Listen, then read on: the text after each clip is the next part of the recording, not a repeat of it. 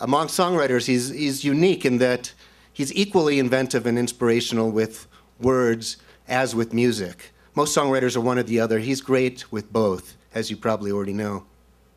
And his career has been historic, and he's also a wonderful guy. So it's always exciting to get to be a place where you're with a songwriter playing songs that are everywhere at once. David Crosby's songs are everywhere at once, and yet we're going to be with him here tonight. So I'm very, very pleased to present our good friend, Mr. David Crosby.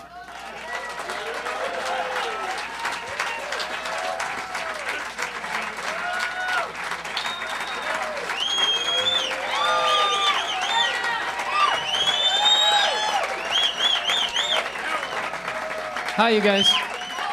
And there's a lot of love here in the house. I can feel it tonight. It feels good. This is David Crosby here. Music's mankind's party. Has been since mankind started. The first caveman dancing around in a circle going, ugga, bugga, ugga, bugga. That was music. That was a party.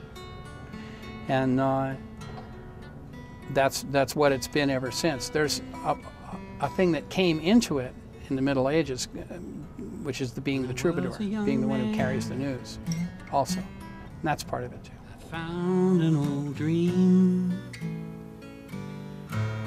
as battered and worn as you have ever. I've been to Aspen a number of times. I came up here and played by myself, came up here and played with CPR, played up here at the Jazz Festival with Crosby, Stills and Nash, played here a bunch, been here a bunch. The writing's going okay now. There have been periods, you know, I write very sporadically. I write sometimes 3 things in a week and then nothing for a year. I make a space for it, but I don't push it. They just come and they come. So lately it's been pretty good. The last 10 years have been extremely good, especially because I've been writing with my son James, and that's worked out very well.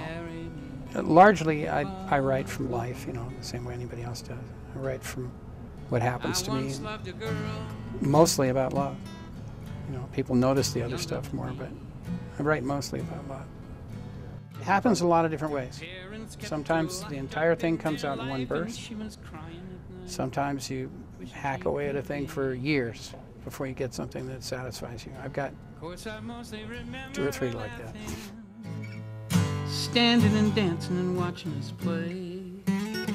Generally, we don't really consciously do it as a purpose-driven thing. We don't say, okay, what cause this week is civil rights. That starts at 3. We don't. It's really just a response to life, man. It's the same kind of thing you would do. You see something happen in front of you you think is awful, you're going to respond to it. And you say, gee, that's wrong. You tend to write as you get older about family love more than write about, you know, romantic love or ooh baby. You tend to write, you know, more about family love. That's the big difference in it. But the stuff that you want to celebrate about humanity has always been there, and it probably always will be.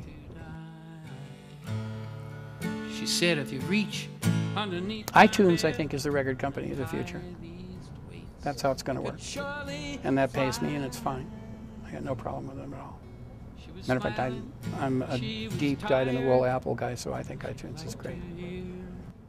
Go have a drink. Because, I mean, what can you tell them? I mean, I really like LPs better, man. I want you to go back to them. Oh, well, okay, there's a few 100,000 people you have to speak to about that, and I'm not one of them. It's already past the point of, you know, well, is it any good? The basic great thing about CDs in the digital age, you know, the greatest thing is the internet, and that means that anybody, you, have just as much access as I do, and you can make your little tape and work on it until you got it the way you want it, and then you can put it on the net, and if it's any damn good, somebody's going to notice, and it's happened over and over and over again now.